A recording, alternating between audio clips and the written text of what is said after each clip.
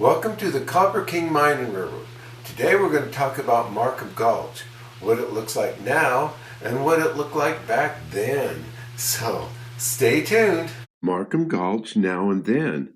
I visited the Bingham Canyon Mine May 2025. At the Rio Tinto Kennecott Visitor Experience, I took many photographs. I posted some of these photographs on Facebook. The pictures generated a comment from my friend Mervyn Bueller. Mervyn has a YouTube channel called Mad Dog Merv. You should check it out. The comment he made is that I should make a video at any places or signs like a rock formation that still remain at the mine. So here is one, the area of Markham Gulch. The spot shown in this photograph shows all that remains of Markham Gulch. Now there are some fuel tanks and a small shop in this area, and the place is called Markham Shops. There are just a few small rock croppings on each side of the gulch. This is important because this is where the large Markham Bridge once was. Now here are some views of that magnificent Markham Bridge. The bridge or viaduct was 640 feet long and 220 feet high. The bridge was part of the Bingham and Garfield Railway, Utah Copper Company owned main line to the mills. The bridge was built in 1911 and lasted until 1981 when it was raised.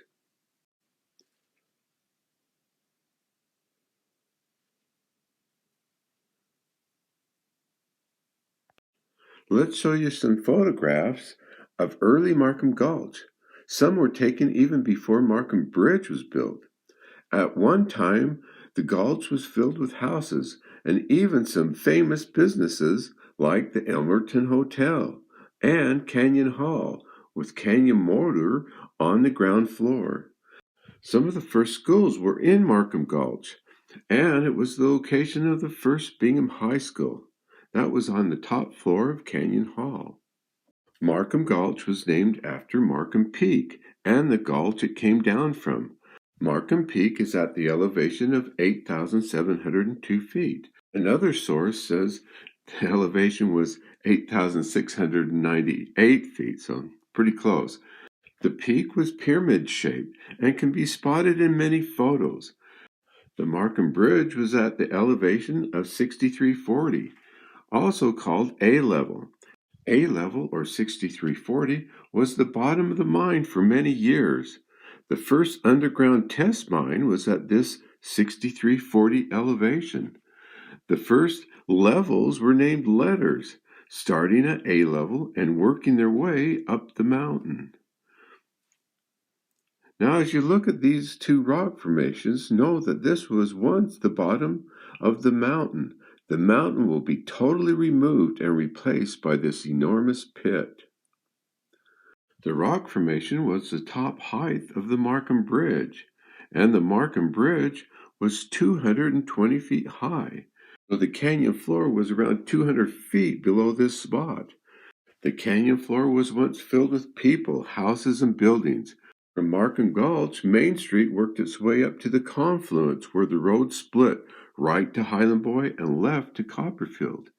As you look at these pictures, try to imagine how far back the mine had to be dug away to get to this point. Look at this long panoramic view of Bingham Canyon.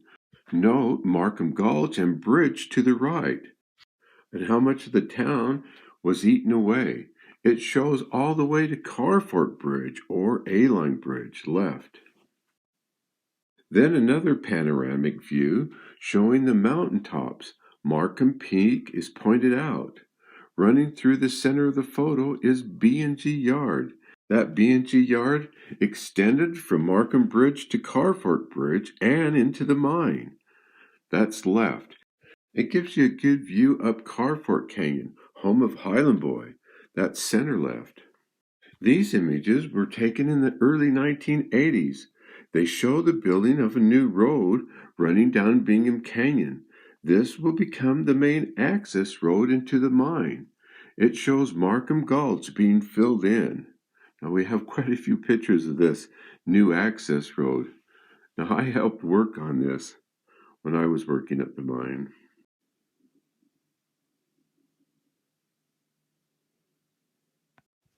In this photograph, it shows a rock formation on the side of the mountain that still remains. It was just above the tunnel entrance.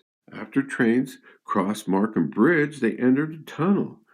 Here's some pictures of that tunnel. Now, could this be the foundation support of the Markham Bridge, the last one before entering the tunnel?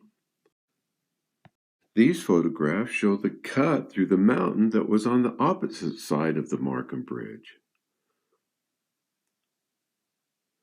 Then we have some more pictures of Markham Gulch now and then.